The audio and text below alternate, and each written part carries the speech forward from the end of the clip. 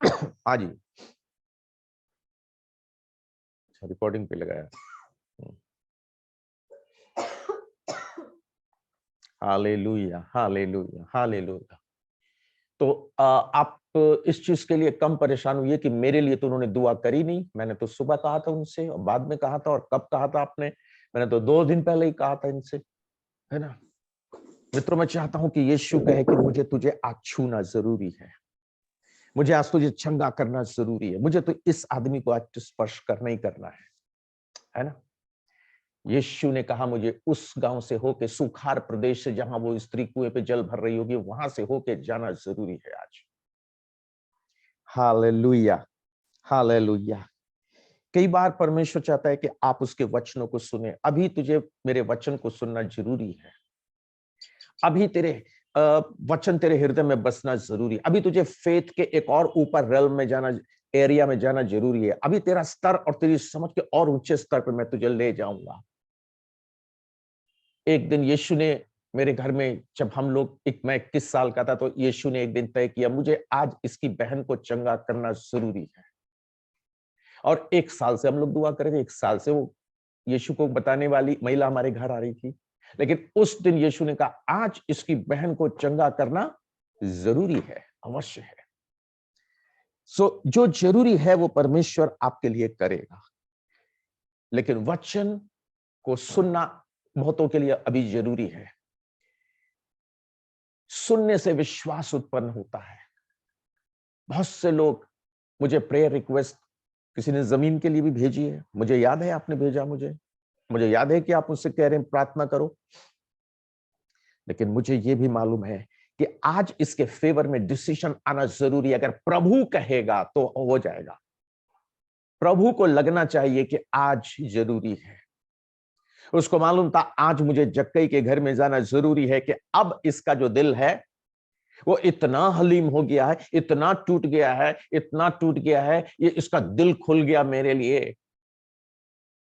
ये है ना, ये अपना घर खुल गया, ये इसका सारा अधर्म का जितना पैसा है ये 4 गुना जुर्माना भर के भी मेरे साथ संगति करना चाहता है। ये मुझे केवल खाना खाने के लिए नहीं बुला रहा है, ये मुझे अपने दिल में बुला रहा है।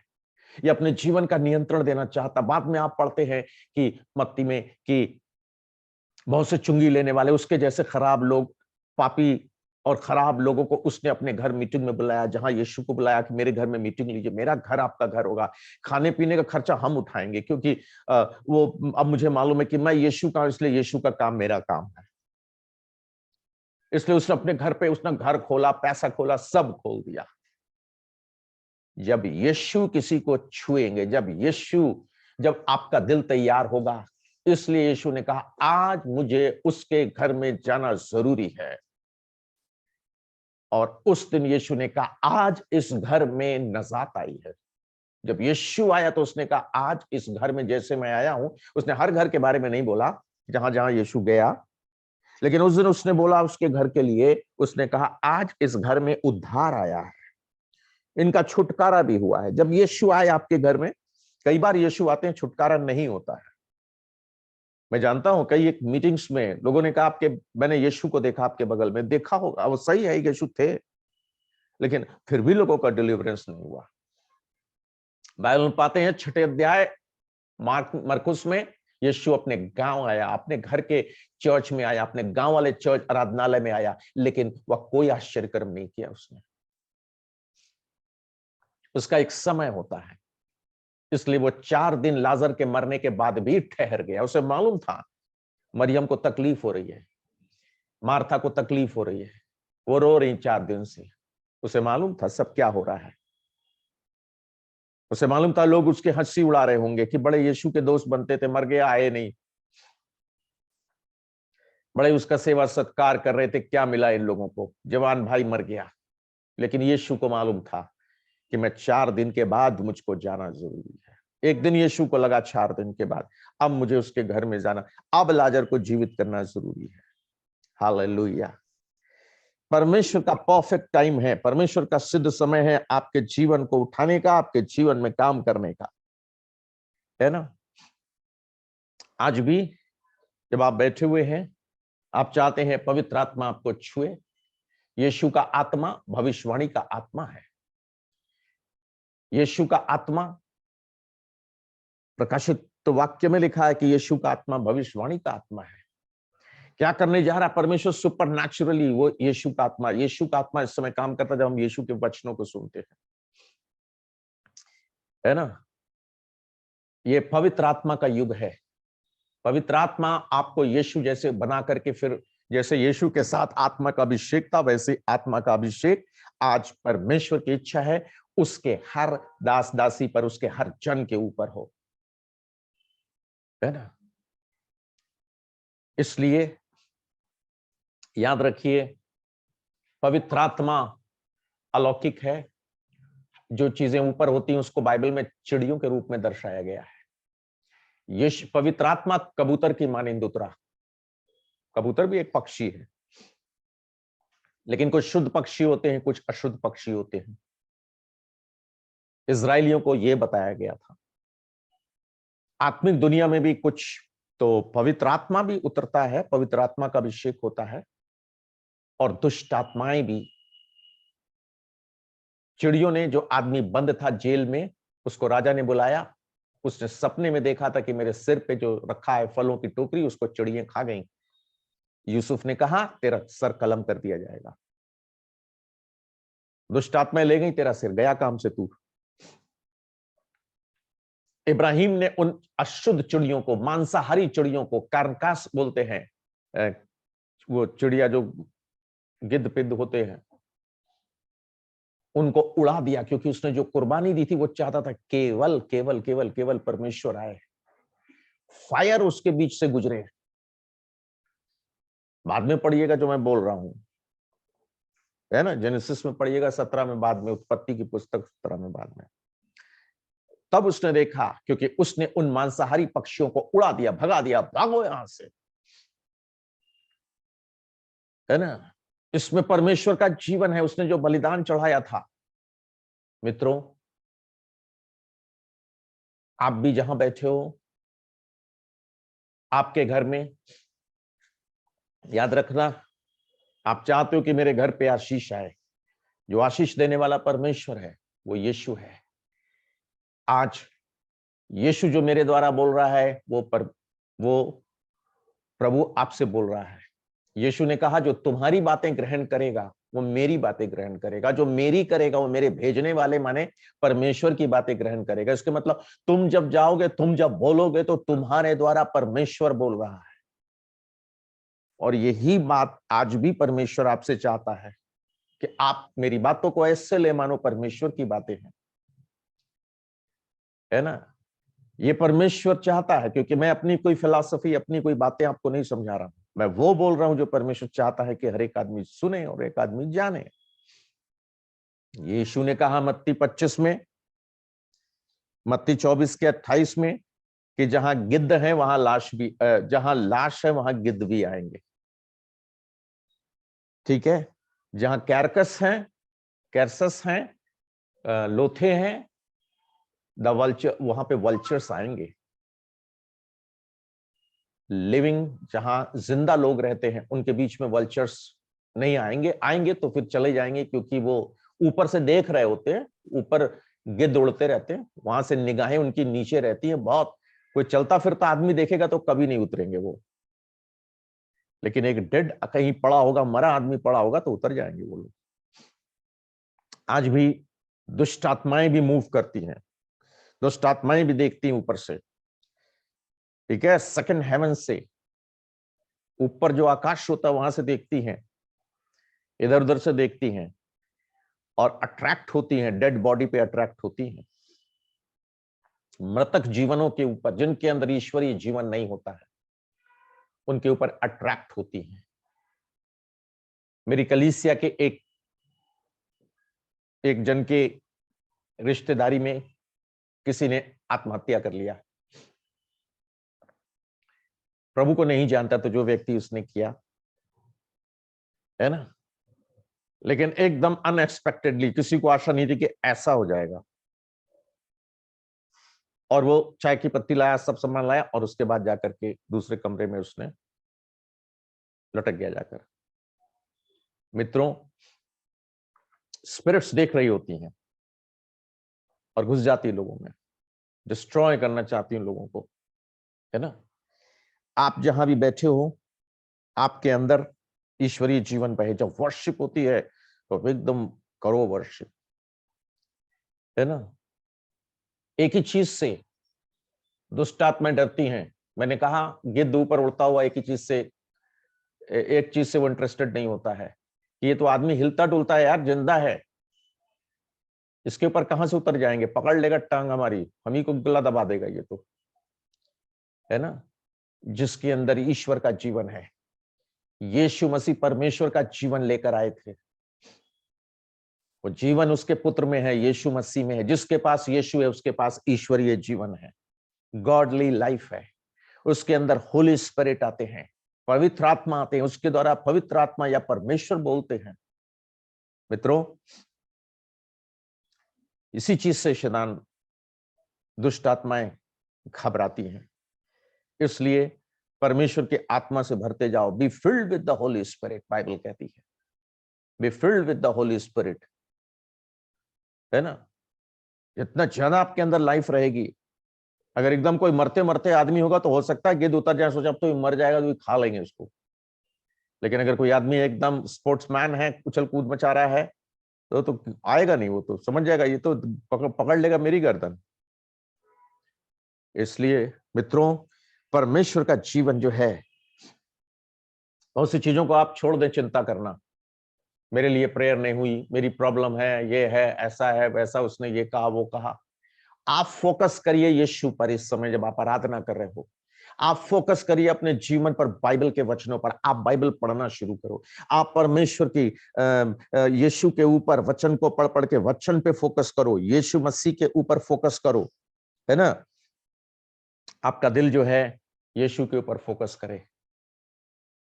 आप बाइबल पढ़ो, बाइबल आपको पढ़े, परमेश्वर का वचन आपको पढ़े। आप बाइबल पढ़ो और परमेश्वर का वचन भी आपको पढ़े कि आप क्या हो। बाइबल आईना है, आप आईने को देखो, आईना आपको देखे। अब बताएं कि आप कैसे हो, है ना। कभी भी एक पास्टर के रूप में मुझे भी चर्च में कितने लोग हैं और कितने जुड़े हैं, कितने नहीं जुड़े हैं, बड़ी कांग्रेगेशन, छोटी, और ये और वो, इस पर दिमाग हम नहीं ज्यादा दौड़ाना चाहिए, मुझको भी।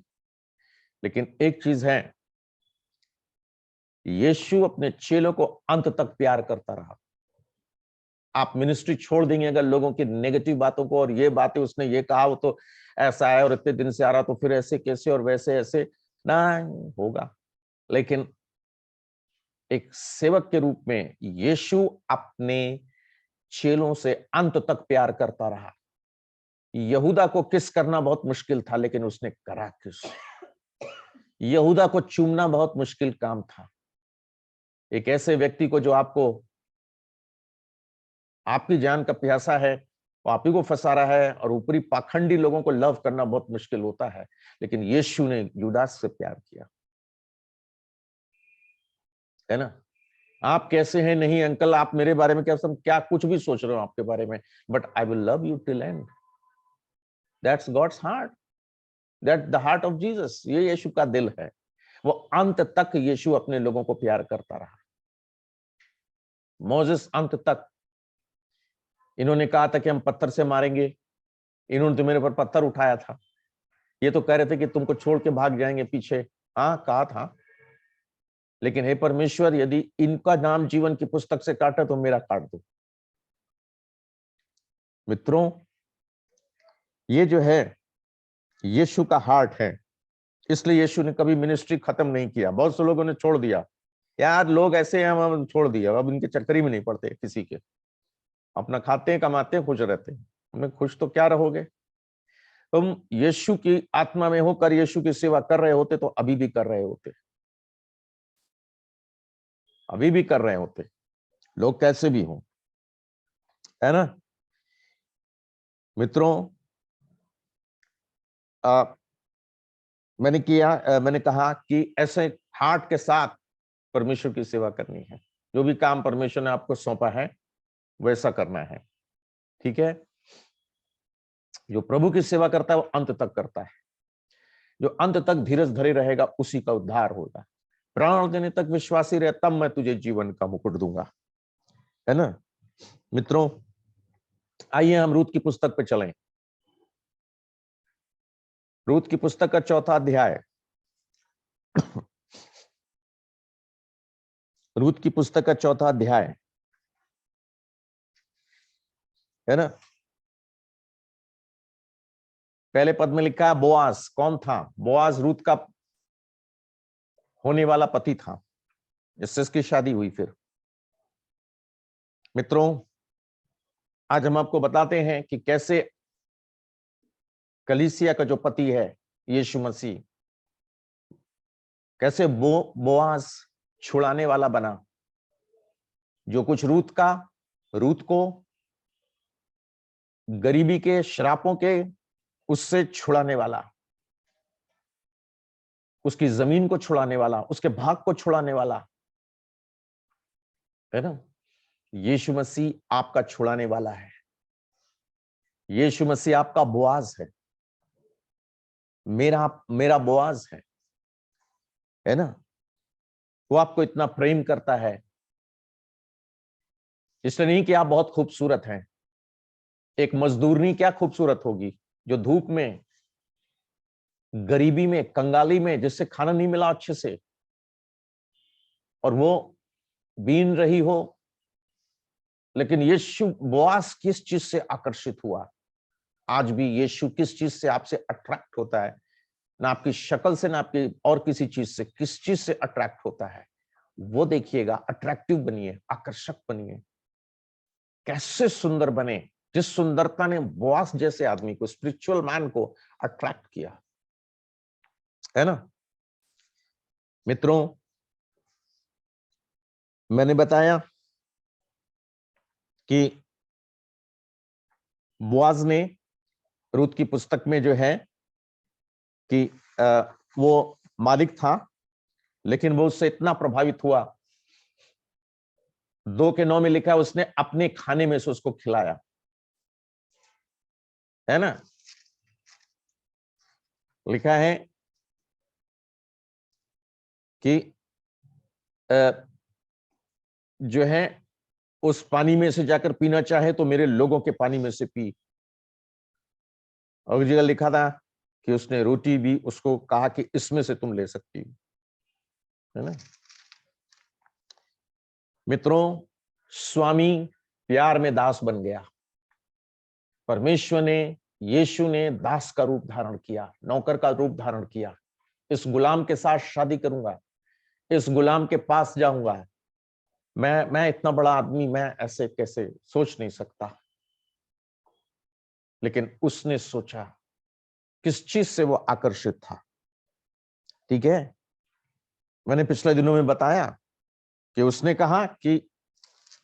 कहा कि मैंने देखा है, तेरी पूरी गवाही मैंने सुनी। और उसने कहा कि 2 अध्याय के 10 पद में लिखा है कि क्या कारण है, मुझे नहीं समझ में आ रहा, तू किस बात से मेरे प्रति आकर्षित हुआ है। कई बार आपको लगेगा, कई बार लोग कहते हैं कि मैंने ना इतना, मैं शुरू से अच्छा था इसलिए यीशु मसीह। अरे हमने कहा शुरू से बकवास मत करो, अभी तुम उद्धार ही नहीं पाया, हमें तो लग रहा है तुम्हें। तुम्हारी अच्छाई, मनुष्य की क्या अच्छाई होती है? कुछ नहीं होती है। यीशु किस चीज से अट्रैक्ट होता है किसी की फेथ से। केवल बाइबल, पूरी बाइबल पढ़िए, अगर परमेश्वर किसी की तरफ अट्रैक्ट हुआ है तो उसके फेथ से अट्रैक्ट हुआ है। मैंने तेरा विश्वास देखा है।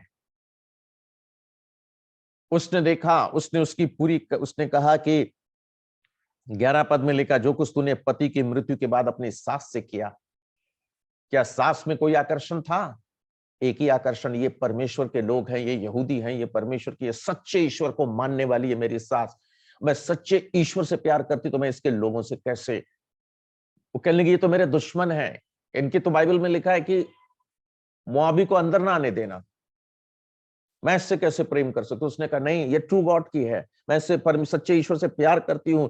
और इसलिए मैं इससे प्यार करता हूं। उसने कहा इसलिए मैंने इसके गुलाम होना पसंद किया, इसके पीछे दौड़ना पसंद किया, कुछ नहीं, मैं इससे प्रेम करती हूँ क्योंकि ये ट्रू गॉड वाली है ना। और लिखा है कि अपने माता पिता से बढ़ करके, 11 पद में लिखा है, अपनी जन्मभूमि से बढ़ करके ऐसे लोगों में जिनको मैं पहले जानती भी नहीं थी, क्योंकि ये परमेश्वर के लोग थे, है ना। उसकी फेथ लाइफ से आज भी अगर यीशु आपकी तरफ अट्रैक्ट होगा, आपकी तरफ आकर्षित होगा, है ना। कोई अगर आप भेंट चढ़ाते हैं, प्रभु अट्रैक्ट होता है, लेकिन किस भेंट के प्रति? जो फेथ से चढ़ाई जाती है, विश्वास से। प्रभु हम तुझको प्यार करते ना, इसलिए हम ये जो भी दे रहे हैं, जो पैसे की सैक्रिफाइस चढ़ा रहे हैं, किसी भी चीज की सैक्रिफाइस चढ़ा रहे हैं, वो हम इसलिए सैक्रिफाइस, ये तो सच है कि सैक्रिफाइस गॉड के हार्ट को खोल देता है।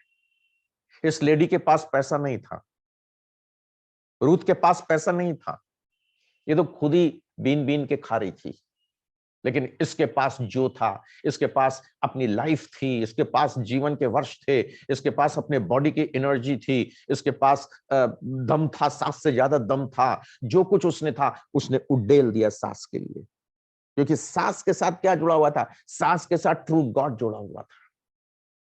आपके पास एक भी पैसा नहीं, आप जुड़े हुए चर्च में, आप जुड़े हो मेरे साथ में, परमेश्वर के लोगों के साथ में।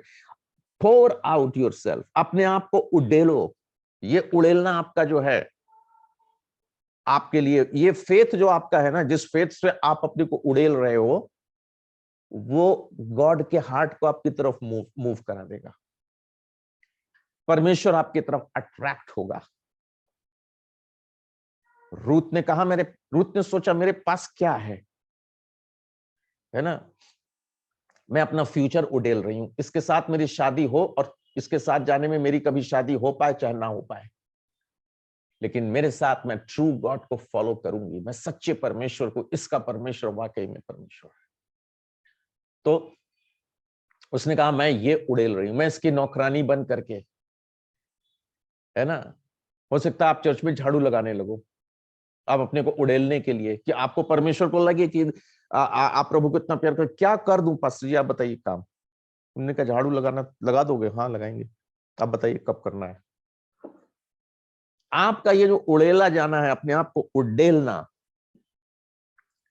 आपके पास, उसके पास महंगी इत्र की बोतल थी जो सील पैक थी, उस पापिनी स्त्री ने अपना बेस्ट उड़ेल दिया यीशु के आगे, उड़ेल दिया।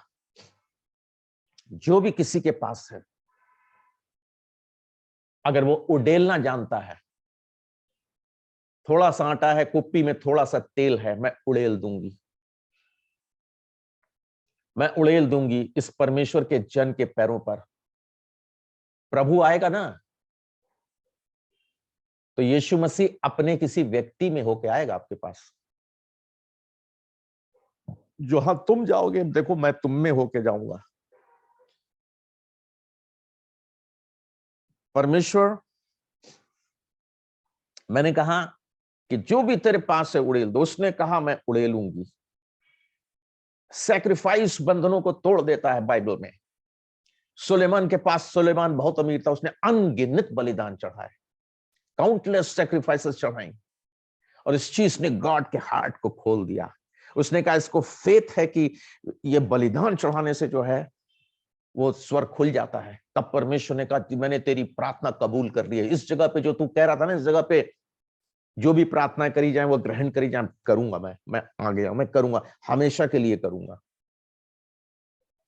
आपकी तरफ खुदा मुखातिब हो, परमेश्वर आपकी तरफ मुंह करे। बाइबल में आप आते हैं, हे यहोवा तू अपना मुख मेरी ओर कर और मुझे आशीष दे। परमेश्वर अपना मुंह टर्न करे, आपसे मुंह ना टर्न कर ले दूसरी तरफ। यशायाह 59 में आपने पढ़ा होगा, हमारे अधर्म के कामों के कारण उसका मुंह हमसे ऐसे फिर गया है, गॉड ने ऐसा अपना मुंह टर्न कर लिया कि वो हमारी नहीं सुनता। हम कुछ भी पक पक करते रहते हैं, प्रेयर करते रहते हैं, कभी कोई प्रेयर आज तक ना सुनी गई, है ना। लिखा अधर्म के कामों के कारण। फेथ गॉड को अट्रैक्ट करता है, फेथ लाइफ गॉड को अट्रैक्ट करती है। अगर आप फेथ में हो कि कुर्बानी चढ़ाते हैं, कोई भी बलिदान, चाहे पैसों, परमेश्वर हम तुझसे प्यार करते इसलिए हम कर रहे हैं, है ना। और उसने कहा तेरे 2 अध्याय के 11 में लिखा, तेरे सारे काम मुझे बहुत विस्तार से बताए गए, सब कुछ मुझे डिटेल में छोटी छोटी बातें बताई गई है। 12 पद में लिखा, यहोवा तेरे काम का फल तुझे दे, तेरे काम का फल तुझे दे। He was a godly man, Boaz ईश्वर की आत्मा वाला व्यक्ति था, वो किसी भी लड़की से कर सकता था, लेकिन उसका हार्ट किस चीज से मूव होता है? गॉडली लोगों का हार्ट किस चीज से मूव होता है? गॉडली लोगों का हार्ट, ईश्वरीय लोगों का हार्ट, जो यीशु जैसा दिल रखते हैं, उनका हार्ट भी फेथ से मूव होता है। मैंने तेरे फेथ के कदम देखे, मैंने तेरे विश्वास के कदम देखे, मैंने तेरी जाति नहीं देखी है, मैंने तेरा पढ़ाई नहीं देखी है, मैंने तेरा क्या देखा है? मैंने तेरे फेथ लाइफ देखी है, तेरे विश्वास के कदम देखे। इसलिए लिखा है, मुझे एक चीज समझ में आई है 12 पद में, तू इज़राइल का परमेश्वर जिसके पंखों तले तू शरण लेने आई है। तू परमेश्वर की कवरिंग चाहती थी कि मेरे ऊपर, जैसे एक चिड़िया अपने बच्चों को, अपने मुर्गी अपने बच्चों को, बाइबल में तुलना करी गई है कि जैसे मुर्गी अपने बच्चों को अपने पंखों में छिपा लेती है, हर जब भी कोई चील आती है तो चील को बच्चा दिखता ही नहीं कि गया कहां, अभी तो यहां था, क्योंकि वो घुस गया पंख में। मुर्गी दिखाई देती है और मुर्गी से टक्कर जानती है कि मुर्गी को पकड़ना आसान काम नहीं है, लड़ जाएगी बहुत बुरा, पकड़ नहीं पाऊंगी मैं इसको। तो चील नहीं पकड़ पाती है क्योंकि वो बच्चे छिप जाते हैं उसके अंदर। ये जो है, ये लेडी ये आई क्यों है वहां से? ये किसी लड़के के चक्कर में नहीं आई है, क्योंकि मैंने ये देखा, उसने न केवल उसके लोगों ने उसके बारे में क्या कहा है ना, उसने वही नहीं देखा, उसने कहा मैंने देखा कि तू किसी लड़के के चक्कर में नहीं पड़ी, ये भी लिखा उसमें, तू किसी जवान के पीछे नहीं दौड़ी। 10 पद में 3 अध्याय के,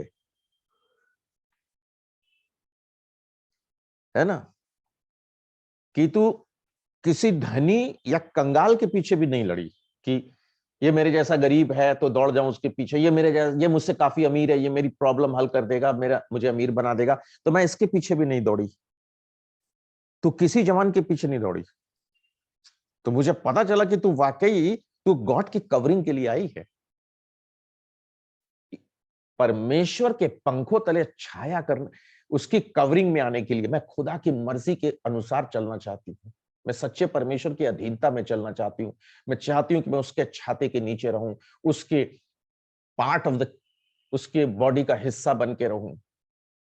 इसलिए तू यहां पर आई है। मुझे एक चीज बहुत अच्छे से क्लियर हो गया, बोआज इस चीज से, यीशु भी आपका जो स्पिरिचुअल पति है, बोआज भी इसी चीज से अट्रैक्ट होता है, यीशु भी इसी चीज से अट्रैक्ट होता है। ये आया किस लिए है? ये आई किस लिए है ना? क्या ये सोच के आई कि यहां और ज्यादा शादी का ज्यादा स्कोप है, यहां पर नौकरी का ज्यादा स्कोप है, ये सोच के ये घुसी है चर्च में? ये सोच करके ये आई है? क्या सोच के ये घुसी है? क्या सोच के ये मेरी करीबी में आना चाहती है? क्या सोच के ये परमेश्वर के लोगों में मसीह के बॉडी का पार्ट, आप क्या सोच के यीशु के, आपको परमेश्वर तब देता है आपको क्या, आपके फेथ, इसमें फेथ की कौन सी बात है? परमेश्वर ये देखता है, उसको भी लपटे बड़ा आश्चर्य हुआ कि क्या कारण है कि तू, मेरे अंदर तो कुछ ऐसा नहीं, क्यों ये आदमी करना चाहता? उसको भी बहुत, क्यों यीशु ने मुझे चंगा कर दिया, क्यों यीशु ने मेरे जीवन को ऐसा किया, क्यों मुझे ब्लेस किया? कई बार आपको नहीं समझ में आएगा, कई बार मुझे समझ में नहीं आएगा, मैं भी सोचूंगा मुझे क्यों इतना ईश्वर ने आशीषित कर दिया, दूसरे को क्यों नहीं कर दिया, हमें नहीं मालूम। लेकिन अब मुझे बाइबल पढ़ के पता चलता है कि नहीं, फेथ से परमेश्वर अट्रैक्ट होता है ना, विश्वास के जीवन से जो है वो अट्रैक्ट होता है। मित्रों, यीशु ने अपने प्रेम को, अपने धन को आपके साथ, इफिसियों 2 अध्याय 4 पद में लिखा, उसने स्वर्गीय स्थानों में मुझे हमें हर प्रकार की आशीष दी है। रूत को घर मिला, पति मिला, सारी चीजें मिली जो किसी को चाहिए, इस जिंदगी में चाहिए, वो सब चीजें उसको मिली। उसको आदर चाहिए, आदर मिला। वही लोग जो उससे जिससे कह रहे थे कि ए मजदूर नहीं, हट जाओ, मत उठाना यहां से, वही लोग उसको कह रहे थे मेम साहब हम उठा लें, उसके नौकर बन गए, है ना। जो कुछ चाहिए, उसको रिस्पेक्ट चाहिए, उसको तमाम चीजें चाहिए। क्या चीज है जो कि परमेश्वर को, यीशु को आपकी तरफ अट्रैक्ट करेगी? आप भी चाहते हैं मुझे लोग जाने, मेरा आदर करें, मुझे ये समझे, कुछ भी चाहते हैं आप बाइबल आपको बुद्धिमान बना देगी। परमेश्वर का वचन आपको बुद्धिमान बना देता है। ये बुद्धि जो परमेश्वर लिखा, उसने मसीह यीशु में हमें स्वर्गीय स्थानों में, हेवनली प्लेसेस में सब प्रकार की आशीष दी। हेवन से कैसे इस दुनिया में भी आप उतार लोगे बहुत कुछ, ये भी बाइबल ही बताती है। जो कुछ स्वर्गीय स्थानों में है, इस देखी गई अनदेखी दुनिया से देखी गई दुनिया में कैसे आएगा? अनदेखी दुनिया में तो है, चंगाई है, छुटकारा है, अच्छी हेल्थ है, सब सारी चीजें आपके लिए है उस रेल्म में। उस रेल्म से इस वाले रेल्म में कैसे आए? अब ये जो है, ये फेथ चाबी है, विश्वास वो चाबी है जिससे अनदेखी दुनिया से देखी गई दुनिया में चीजें आ सकती हैं, है ना। मैंने कहा कि क्या नाम, फिलिपियों 4:19 उसमें लिखा है, क्या लिखा है इफिसियों 4:19 में?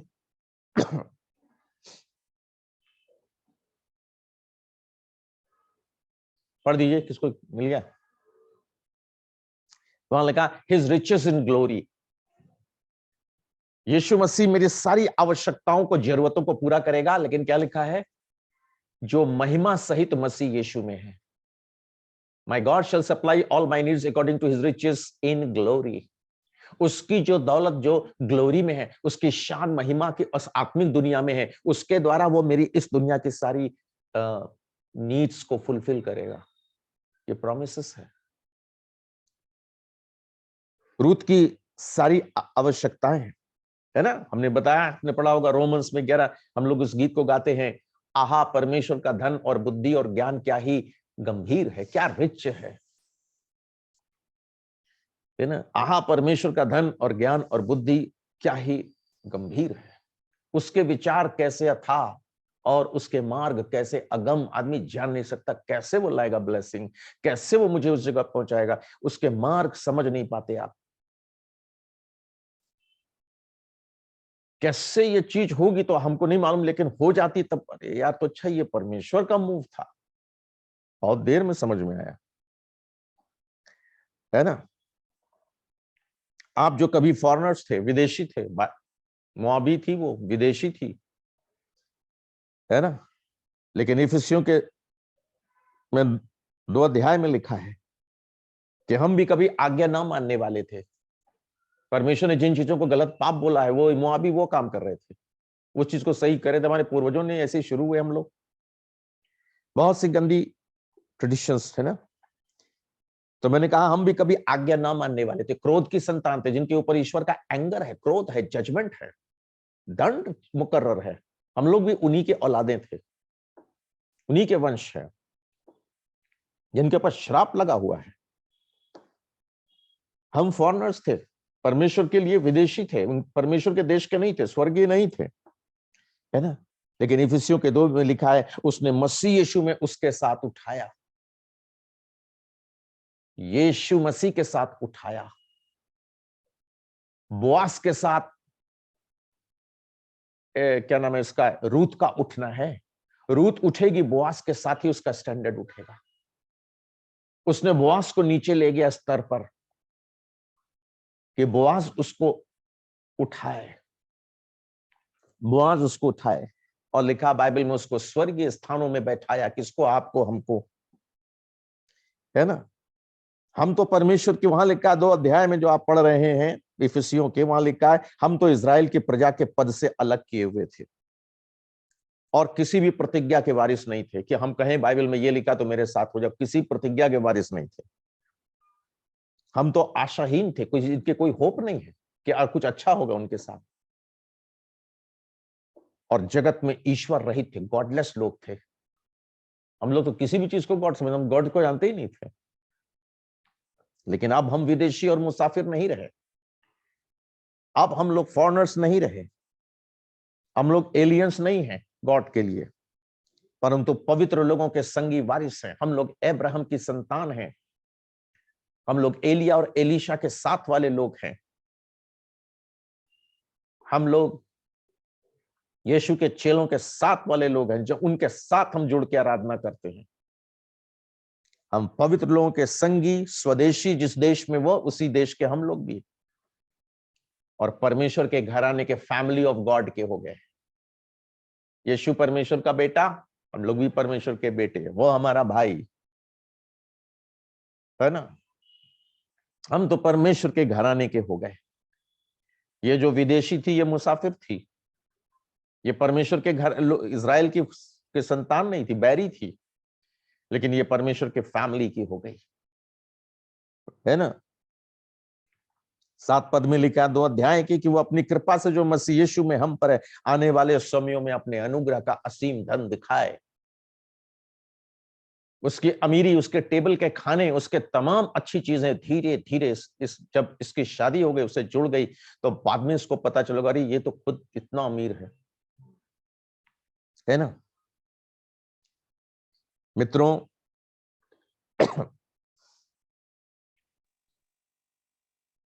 रूत गरीब थी, उसके पास अपने को छुड़ाने की वही नहीं था, पैसा ही नहीं था, तो खुद ही कर्जे में, जो कुछ उसका भी था वो भी हाथ से निकल चुका था। नाओमी को एक लैंड का टुकड़ा परमेश्वर ने कहा था, इज़राइल की जमीन जैसे मैं बांट रहा हूं, हमेशा के लिए ना बेची जाए, वो सदा के लिए उस आदमी का पोर्शन रहे, क्योंकि जितने इस्राएली मर गए हैं और जो पोर्शन उनको मिला था, एक दिन इस्राएल से परमेश्वर फिर राज्य करेगा, वो 1000 वर्ष तक राज्य करेगा। इस दुनिया में मसीह का राज्य भी आएगा, और उसने जो पोर्शन जिसके लिए रखा था, इसीलिए कहा था वो जमीन बेची ना जाए। जितनों ने अभी भी कब्जा दूसरे किए हुए, हटाएगा उनको, भाग यहां से, हमने दिया है, जमीन मेरी है, मैंने जिसको दिया, मैंने जिनको दिया वो, इसलिए कहा था उनसे कि ये मत सोचना कि ये ब्लेसिंग जो मैं तुम्हें दे रहा हूं उस लैंड की, ये एक जमीन का टुकड़ा, जमीन का टुकड़ा नहीं, तुम्हारे साथ इटर्निटी का प्रॉमिस का वो है। ये बाइबल के सारी प्रॉमिसेस जुड़ी हुई हैं उस लैंड से, उस जमीन से, इसलिए सदा के लिए नहीं बेची जाएगी। कोई मजबूरी में कहीं रखता है तो उसको छुड़ाए, परमेश्वर छुड़ाने के लिए। पैसा नहीं था तो हमने गिरवी रख दिया, इसने भी रख दिया था गिरवी, पैसा था नहीं, उन्होंने कहा बेच दो भाई, लेकिन बेचना मना था, तो उन्होंने कहा कि ठीक है, 10,000 में, 20,000 में, जितने में भी दिया होगा, गिरवी रख दिया कि चलो कभी होगा तो हम छुड़ा लेंगे अपनी जमीन। लेकिन छुड़ाने लायक स्थिति नाओमी की थी नहीं, इसने शादी तो करी रूथ ने उसके लड़के से, लेकिन ये भी इतनी गरीब थी कि ये छुड़ा नहीं सकते थे जमीन को। उस जमीन से हो सकता है बहुत अच्छी फसल होती होगी, लेकिन दूसरा आदमी मजे काट रहा था, जिसने ले लिया था। आपकी भी बहुत से, आपको इंसान बनाया ईश्वर ने, आप भी आदम की और हव्वा की संतान हैं, लेकिन आपकी ब्लेसिंग की जो जमीन आपको दी गई है, जो जो जो ब्लेसिंग्स ईश्वर ने इंसान होने के नाते सारे मनुष्यों को दी है, वो उस जमीन का आनंद ले ही नहीं पाते हैं।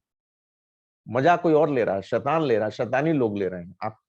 आपकी ब्लेसिंग का परमेश्वर ने जमीन अपने लोगों के लिए बनाई, धर्मी पृथ्वी के अधिकारी, ये गॉड की मेन। लेकिन जो जितने आप देखते बदमाश लोग मजा ले रहे हैं आज तमाम, उसने दुष्ट लोगों के लिए, दुष्टता की शैतानी शक्तियों के लिए नहीं बनाया है। शैतान रूल कर रहा है कितनी जगहों पर, है ना। वैसे ही मित्रों, आपका पैसा, आपका बॉडी, आपकी चीजें, आपके पैसे, तमाम चीजें, ब्लेसिंग जो है, आपको छुड़ाने का वही नहीं है, कीमत ही नहीं है। इस बात को आप वो मत समझिएगा कहानी नानी की, ये हकीकत की कहानी है। मनुष्य अपने प्राण की संति, अपनी जान बचाने के लिए कुछ नहीं दे पाएगा, नरक में चला जाएगा इसके बाद। यीशु ने कहा मनुष्य को क्या फायदा पूरी दुनिया कमा ले, लेकिन अपने प्राणों की हानि उठाए, खुद जहन्नम में चला जाए। आगे जानते क्या लिखा, मनुष्य अपने प्राण की संति क्या देगा। परमेश्वर का किस चीज को देख के मैं तेरे जो नरक में ना भेजूं तुझे, किस चीज को देख के, क्या है तेरे पास कुछ। आदमी कहेगा कुछ नहीं है, तो फिर जाओ, फिर नहीं है तो जो चीज आपको छुड़ा सकती है, क्योंकि आपने यीशु का लहू आपको छुड़ाता है, लेकिन वो लहू यीशु में है। आपको यीशु नहीं चाहिए तो उसका लहू भी नहीं, उसकी लाइफ भी नहीं चाहिए, आपको छुड़ाने की कीमत भी नहीं चाहिए। आपको केवल अगर दुनिया में कोई बचा सकता था, है ना, तो उसकी कहानी जो 4 अध्याय में है उसमें लिखी हुई है। उसने कहा कि जो सबसे करीबी रिश्तेदार हो आए छुड़ाने के लिए। पता चला कि एक है रिश्तेदार, एक कुटुंबी है, तो कुटुंबी से उसने चर्चा करी, भाई छुड़ा लो, तुम क्यों नहीं छुड़ा लेते हो? तो उसने कहा, उसने शहर के 10 लोगों को बुलाया, क्या नाम, बोआज ने बुलाया कि भाई देखो, आओ मोहल्ले वालों,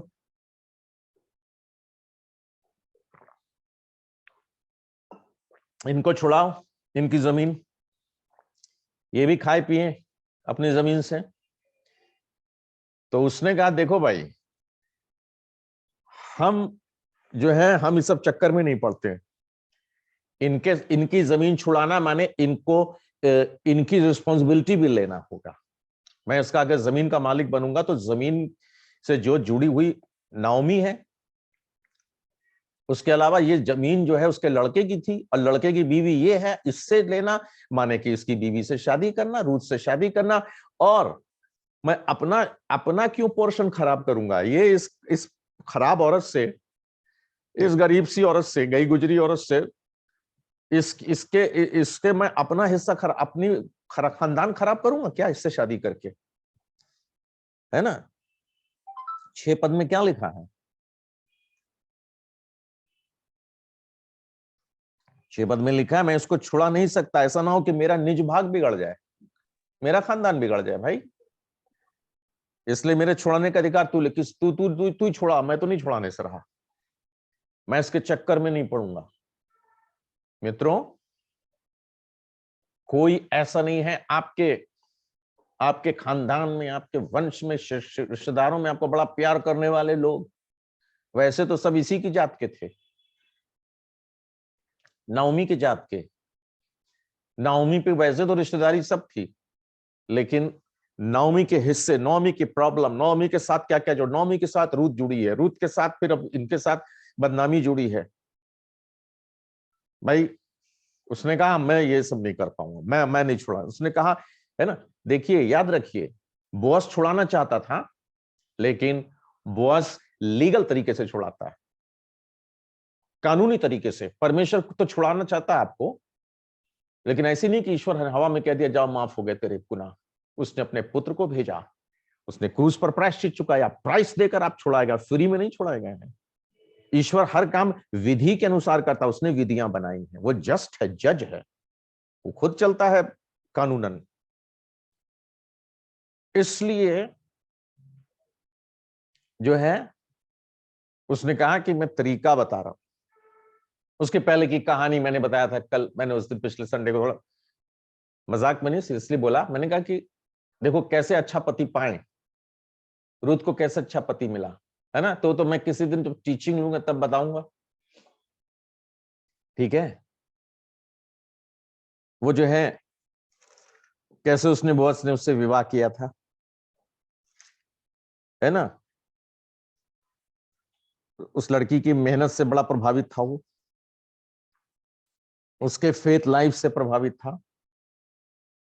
उसने देखा कि सुबह से शाम तक मैंने देखा ये बड़ी सेक्रीफाइस करने वाली है, त्याग करने वाली है। ये सेल्फ सेंटर्ड नहीं है उसकी पर्सनालिटी, मैं मेरे लिए। अगर ये सेल्फ सेंटर्ड होती, आत्म केंद्रित होती, मैं अपने लिए कमाती हूं, अपने लिए जीती हूं, ये ऐसी लड़की होती तो ये यहां नहीं रहती है, ये अपने देश में रहती।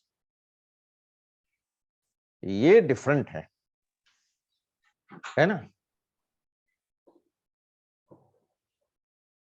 मैंने कहा कि उसे बताएंगे कि लोग सोचते बहुत सुंदर बनो, खाना मत खाओ, इतने पतले हो जाओ तो शायद जल्दी कोई आकर्षित हो जाए, शादी हो जाए, है।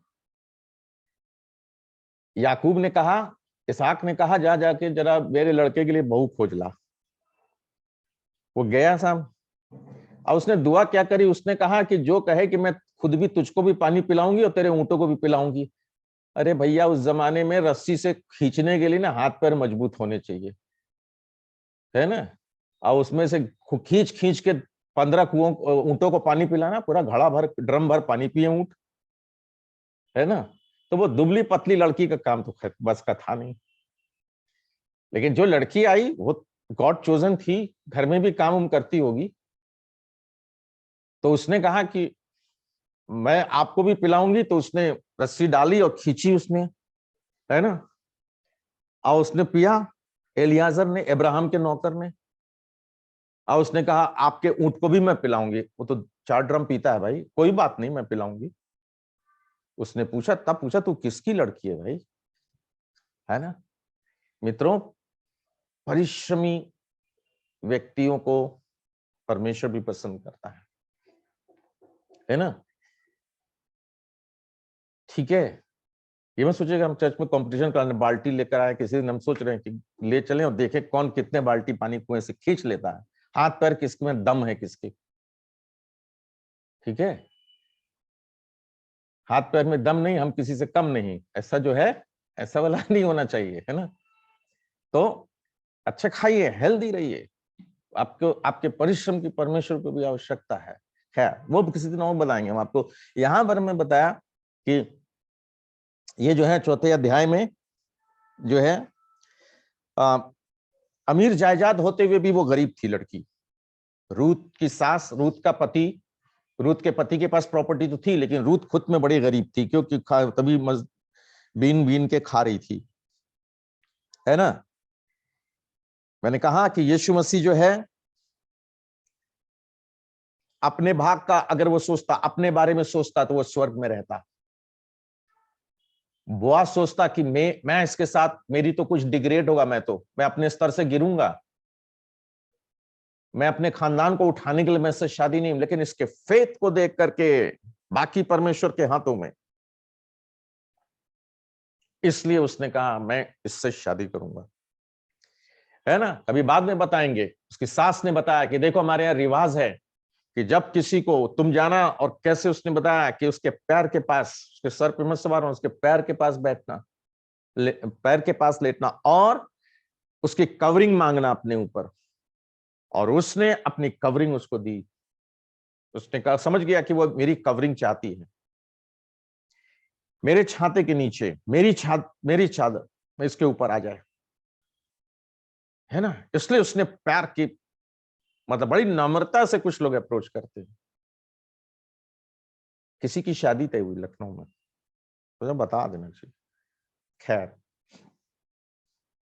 उस लड़की ने ऐसा डायलॉग बोला, जब उस लड़के कुछ लड़का डिले कर रहा था या कुछ भी, तो वो ये नहीं समझ पा रही थी कि ये उखड़ क्यों रहा है। उसने जाके कहे कि ये जो है अपनी माँ की गोद में बैठा रहता है, माँ की गोद में बैठा रहता है, मतलब अपनी माँ की सुनता, मेरी नहीं सुन रहा, मेरी नहीं सुन रहा। तो उसने कुछ बातें ऐसी सी करी कि उसने कहा यार किसी से कर ले, हम इससे तो ना करेंगे कभी, है ना। उसने अपने पैर पे अपनी जुबान से जो है कुल्हाड़ी मार ली अपनी, है ना, कुल्हाड़ी। उसने कहा कभी नहीं करेंगे। बहुत बदतमीज है ये, है ना। ये वो पहली सर पे बैठ गई, सब चीजों पे अभी हुई नहीं, तब तक कंट्रोल सब चीजों पे चाहती है, और होने के बाद क्या होगा। तो उसने डर गया, उसने कहा भाई हमें ना करनी है। भाई उसने सुनाया उसको 10 बातें, नहीं करना है हमें। मैं सोच रहा था उसकी बात सुन करके कि क्या नाम है, देखो किस चीज से वो डर गया, है ना। इसलिए उसकी सास ने उसको बताया था कि बेटी पैरों के पास जाना, उसके नम्रता से जाना, हम्बलनेस से जाना। हम्बलनेस यीशु को भी अट्रैक्ट करता है, किसी भी इंसान को किसी की हम्बलनेस अट्रैक्ट करती है, नम्रता अट्रैक्ट करती है। किसी के बाप मत बनने लगिए, है ना। जिसकी कवरिंग के नीचे आप आए हैं, जिसकी छत्र छाया में आप आए हैं, आप उसके बाप मत बनिए। नहीं तो आप उसकी छाया नहीं चाहिए तो ठीक है, आप उसकी कवरिंग में, हम अपने पास्टर की अधीनता में रहना चाहते हो, हम चाहते हैं आप प्रभु के जन हो, किसी भी आपके अपने पति के अधीन, या मतलब उसकी छाया में आप कवरिंग किसी के चाहते हैं, तो हम्बल रहिए उसके अधीनता में, है ना। उसने कहा कि हम समझ गए तुम क्या चाहती हो, इसलिए उसने कहा मैं ठीक तरीके से तुमको कवरिंग दूंगा, तुमको कवर करूंगा, लेकिन सही तरीके से। इसलिए उसने कहा मैं उपाय करूंगा, क्या करना चाहिए। तो उसने बहुत कानूनी गया वो, उसने कहा कि पहले इनके कोई रिश्तेदार हो वो कहें कि मैं, है ना, समय का रिवाज था वो जो जूती वाला आप बात पढ़ रहे हैं, हमने कहा बता ही दें, आप में से कई लोग सोचेंगे 8 पद में लिखा 4 के। छुड़ाने वाले ने, कुटुंबी ने बोअज से कहा कि तू उसे मोल ले, और अपनी जूती उतारी। उसने कहा कि ठीक है, मुझे मालूम मेरे साथ, मैं अपना कहा इससे, मैं तो इस लड़की को क्या करूंगा, इससे इससे मुझे क्या मिलेगा। वो उतना आत्मिक नहीं था कुटुंबी, लेकिन बोअज चाहता था कि हमेशा अबीमेलेक का नाम रहे, क्योंकि खुदा ने जमीन किसको दी थी, रूत के पति को दी थी, और उसका छुड़ाने वाला जो है, मतलब मैं उसके पोर्शन को छुड़ा रहा हूं, इसलिए मैं उससे शादी कर रहा हूं। जो कुछ गॉड गिवन चीजें हैं वो ईश्वर ने इसको दिया था, तो इसका अगर पोर्शन चाहिए तो इसको भी करना पड़ेगा, इसकी रिस्पॉन्सिबिलिटी लेनी पड़ेगी मुझे। उसने कहा मैं सब, क्योंकि मैं ये चाहता हूं कि इज़राइल में से अबीमेलेक का नाम कभी ना मिट जाए, है ना। क्या नाम है, जो है इसमें लिखा है कि मैं जो हूं कि परमेश्वर के जन का भाग कभी ना मिट जाए। ठीक है, 10 पद में लिखा 4 अध्याय के, मरे हुए का नाम उसके निज भाग पे मैं स्टैब्लिश कर दूं, इसलिए क्योंकि मैं उसकी जगह पर वो काम कर रहा हूं जो वो नहीं कर सका, वो फेल्ड रहा, मैं वो काम कर रहा हूं, है ना। ऐसा ना हो कि मरे हुओं का नाम उसके भाइयों में से उसके स्थान के फाटक से मिट जाए। यरूशलेम में 12 फाटक थे, यीशु के 12 चेले थे, वो पुराने नियम की कलीसिया थी, और तुम लोग आज इस बात के गवाह हो। उसने कहा ये जो जूते हैं ये दिखाते हैं स्टेप्स को, मैं उस भूमि के ऊपर कदम नहीं रखूंगा, जो भूमि, क्योंकि जूते पहन के मतलब वो जाएगा उस जमीन पे, अब उस जमीन पे वो चला फिरा करेगा, तो कहने लगा मैं भाई नहीं रखूंगा, मैं अपने जूते उतार रहा हूं। भैया जिसको पहनना हो, जो इसको रिस्पॉन्सिबिलिटी लेनी हो उसकी जमीन को छुड़ाने के लिए, वो पहने। तो उसने उतार के रख दिया, उसने कहा भाई मैं नहीं छुड़ाऊंगा। आपको दुनिया में कोई छुड़ा नहीं सकता है, एक बात तो बड़ा कान खोल के सुन लीजिए, सच में कोई शरापों से छुड़ा नहीं सकता। जिसने कब्जा करके रखा ना आपकी हेल्थ, आपकी वेल्थ, आपका नेम, आपका जो भी चीजें हैं, आपका फ्यूचर, आपका इटर्निटी, अनंत काल, जिसने ग्रैब करके रखा हुआ है, जो नरक में पहुंचा देगा, वो आपको कोई दुनिया में उससे छुड़ा नहीं सकता है। कोई कुटुंबी आपका है नहीं ऐसा, कोई रिश्तेदार नातेदार कोई नहीं छुड़ा सकता, कोई दोस्त नहीं छुड़ा पाएगा। मैं एक लड़के को जानता हूं, ट्रू स्टोरी बताता हूं, कहानी नहीं, है ना। उसका बाप बीमार था, उसके बाप को वो बिस्तर पे लिटाया जाता क्योंकि थोड़ा सा हिलता था, क्या बोलते हैं जो बेड आता है जिनको पेन उन होता बॉडी में, तो उसके लिए स्पेशल मेडिकल एक बेड होता है, गद्दा होता है, तो उस गद्दे पे उसको लिटाया गया था, और वो थोड़ा भी हिलता था तो उसको बहुत पेन होता था बॉडी में, इसलिए डॉक्टर ने उसको वो सब्सक्राइब किया, बताया था कि ये करना। तो उसका लड़का अपने बाप के पेन को देख के, और उसने एक दिन कहा, उसने कहा हे भगवान, हे ईश्वर, ये सारा मुझको दे दो, इनको ठीक कर दो। और वो लड़का उस दिन से आज भी उसी कंडीशन में है। उसके घर के लोग विश्वासी हो गए, लेकिन वो प्रभु के पास तो नहीं है, मैं उसको जानता हूं, और लेकिन उसके बॉडी में वो बीमारी तो नहीं गई, क्योंकि उस दिन उसने जो बात बोली थी, उसने बोला था कि वो बाप तो मर गए पूरी तरह से, वो भी नहीं ठीक हो पाए, और वो मर गए उसके बाद उस बीमारी में, लेकिन वो दे गए, ये ले गए, ये इन्होंने कहा मैं तुम्हारे भार उठा लूंगा, क्योंकि वो रूत की पुस्तक नहीं पढ़ा होगा वो आदमी, वो विश्वासी नहीं है, मतलब प्रभु में नहीं है ना, मसीह है। तो उसने मुझे अपने मुंह से बताया, मैंने ये बात, हमने पूछा कब कैसे तुम्हें शुरू हुई, वो मुझसे प्रेयर करने, मैंने भी प्रेयर करी, नहीं हुआ ठीक वो, तो उसमें आया था, नया नया था, तो बहुत साल पहले तो मैंने उसके लिए प्रेयर करी कि प्रभु इस पे दया कर दीजिए, तो उसको और लोगों को चंगाई मिली तो उसको नहीं मिली, तो वो बहुत हल्के में ले रहा था, बात को समझ नहीं रहा था वो शायद। तो वो जो है वो आदमी अभी भी वो एक बड़ा अधिकारी है, लेकिन वो उस बीमारी से है ग्रसित। और उसने जो बात बोली थी, आप किसी की सिकनेस को कोई आदमी ले नहीं सकता है, छुड़ा नहीं सकता है उसको। आप किसी के शरापों को आप बोले कि आप क्या शराब उठाओगे, खुद ही शराब, आप क्या शराब उठाओगे, मैं तुम्हारे शराब उठा लेता हूं, ऐसा ना बोलिए आप। है ना आप किसी के पाप उठा सकते हैं। यीशु आया उठाने के लिए, एक ही बोअज है जो उठाएगा, एक ही यीशु है जो उठाएगा, है ना, एक ही यीशु है जो उठाएगा। यीशु अद्भुत है, उसने अपने प्राइस आपके लिए प्राइस पे किया। वो उस जूते को पहनेगा जिस जूते को सबने उतार के रख दिया है कि तुम छुड़ाओ, भैया मेरे बस का नहीं है, तुम लो। बोआज ने पहना, वो पहन को जमीन पे गया, मैं छुड़ाता हूं उसको, मैं स्टेप करता हूं। जब यीशु आपकी हेल्थ के एरिया में, आपके वेल्थ के एरिया में, और भी जो भी जीवन के डिफरेंट एस्पेक्ट्स होते हैं, पक्ष होते हैं किसी के इंसान की जिंदगी के, उसके बच्चों की लाइफ, उसकी पत्नी की लाइफ, उसके फैमिली लाइफ, उसके फाइनेंशियल लाइफ, और भी जितनी चीजें हैं, जब यीशु मूव करेगा उसमें, जब यीशु स्टेप इन करेगा, जब यीशु कदम बढ़ाएगा उसमें, आपका डिलीवरेंस होगा, आपका छुटकारा होगा। आप सुन रहे, मैंने कहा ना कि आज जरूरी नहीं कि आप कहें कि मैंने कहा था तो मेरा क्यों नहीं छुटकारा हुआ, मैं अंकल ने प्रार्थना नहीं करी। अंकल प्रार्थना कर भी दे, मैंने बताया तो मैंने उसके लिए करी, नहीं हुआ ठीक हो। या पास्टर जी ने नहीं करी हो, पास्टर जी कर दे, कोई कर दे, ठीक है। मित्रों, हमारा छुटकारा, भजन संगीता 49 का 5 पद पढ़िए, क्या लिखा है, 5, 6, 7, 8 कोई जन पढ़े।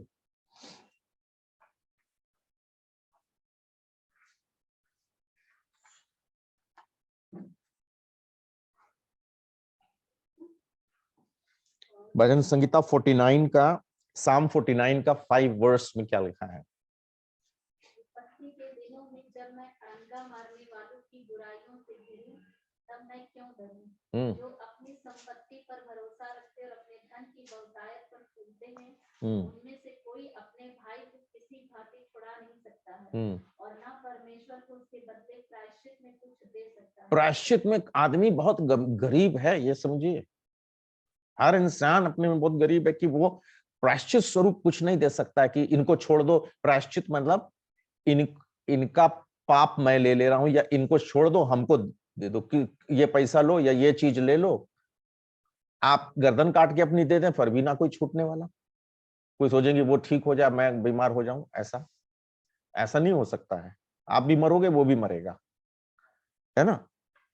इसलिए लिखा हुआ है कि मनुष्य, no man can redeem the life of another or to give to God a ransom for him. अपने लिए कोई रैंसम, छुटकारे की इंग्लिश में लिखा रैंसम, प्रायश्चित की जगह पर वो कीमत, वो पैसा जो दिया जाता है कि छोड़ दो इनको, ये लो, उसके बदले में छुटकारे की कीमत, किसी के पास छुटकारे की कीमत है नहीं। जब शत्रु अड़ंगा मारेगा ना, पीछे पड़ेगा शैतान, बीमारियां, श्राप, तो ना।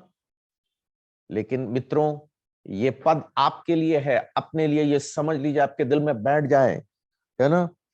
पहला पत्रस 1:18 में, हमारा छुटकारा नाशमान वस्तुओं से नहीं, परंतु लिखा है, for we know that it was not with perishable things. हमारा नाशमान वस्तुओं से छुटकारा नहीं हुआ है, पैसे के बदले में नहीं हुआ है, किसी चीज के बदले में नहीं हुआ है। आप ये चीजें बलिदान चढ़ाते हैं, आप चर्च में एक भेंट चढ़ाते हैं, भेंट आपका वो खोलता है, श्रापों को तोड़ता है, लेकिन वो यीशु के ब्लड पे विश्वास करके जो चढ़ा जाता है, यीशु को मोहब्बत के कारण जो चढ़ा जाता है, यीशु पर ट्रस्ट करने के कारण जो आप सैक्रिफाइस करते हैं, सैक्रिफाइस में तकलीफ होती है, सैक्रिफाइस में तो तकलीफ होगी, बलिदान में कीमत देनी पड़ेगी, है ना। लिखा है, लेकिन यीशु मसीह के बेशकीमती खून के द्वारा हुआ है, उसकी कोई कीमत नहीं है। आप चर्च में 2,000 रुपए देते हैं, 10,000 रुपए दें, कुछ भी दें, ये वो कीमत नहीं है जिसके, ये आपके केवल उस कीमत को रिकॉग्नाइज करने का एक टोकन है कि यीशु ने जो बेशकीमती लहू बहाया है ना, उस लहू को मैंने ग्रहण किया है, मैं इस फेथ से, और खुदा तूने इस व्यक्ति को खड़ा किया मेरे लिए, इस सेवक को खड़ा किया, इसलिए मैं उस लहू पर विश्वास करने के कारण, एक्टिवेट करने के कारण ये दे रहा हूं उसको एक्टिवेट। अब फेथ हमेशा किसी काम से एक्टिवेट होता है, आप फेथ कुछ भी करते रहिए, जब आप कुछ ऐसा कदम उठाते तो एक्टिवेट हो जाता वो चीज। यीशु ने लहू पूरी दुनिया के लिए बहाया है, लेकिन आपके लिए जानते कब एक्टिवेट होगा, जब मुंह खोल के कहोगे यीशु का लहू मुझे शुद्ध करे, तो एक्टिवेट हो जाएगा।